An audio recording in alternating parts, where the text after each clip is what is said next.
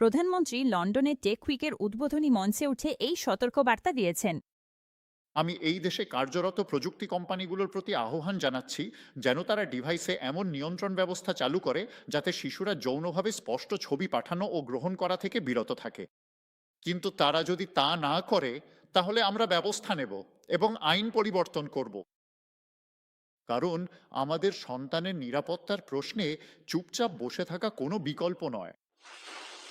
Sir Keir Starmer Apple ও গুগলের মতো কোম্পানিগুলোকে 3 মাসের সময়সীমা দিয়েছেন যাতে তারা এমন পরিবর্তন আনে যা শিশুদের নগ্ন ছবি পাঠানো বা গ্রহণ করা থেকে বিরত রাখবে। ফলে যুক্তরাজ্য এই ধরনের পদক্ষেপ নেওয়া বিশ্বের প্রথম দেশ হয়ে উঠেছে। এটি তরুণরা কিভাবে প্রযুক্তি ব্যবহার করে সেই বিষয়ে চলমান সংস্কারের একটি অংশ।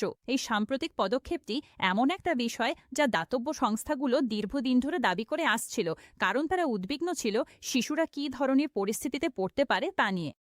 ওদের অপরাধীরা যোগাযোগ করে, যারা প্রায়ই শিশুদের ছদ্মবেশ ধারণ করে। তারপর তারা কথোপকথন শুরু করে, শিশুটির সঙ্গে বিশ্বাস গড়ে তোলে এবং শেষে তাদের নগ্ন ছবি শেয়ার করতে রাজি করায়।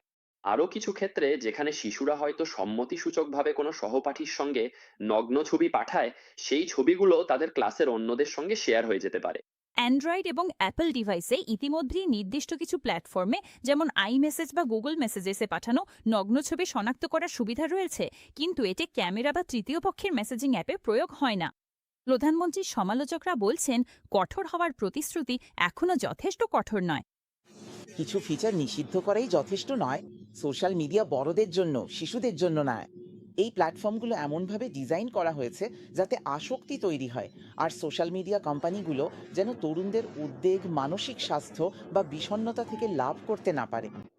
16 বছরের কম বয়সীদের জন্য সোশ্যাল মিডিয়া নিষিদ্ধ করা হবে কিনা সে বিষয়ে পরামর্শ গ্রহণ গত মাসে শেষ হয়েছে।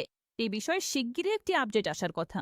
এছাড়াও সরকার 5 থেকে 16 বছর বয়সীদের স্ক্রিন টাইম ব্যবহারের ওপর তথাকথিত প্রমাণ আহ্বান শুরু করেছে, যা অভিভাবকদের জন্য আসন্ন নির্দেশিকায় সহায়ক হবে।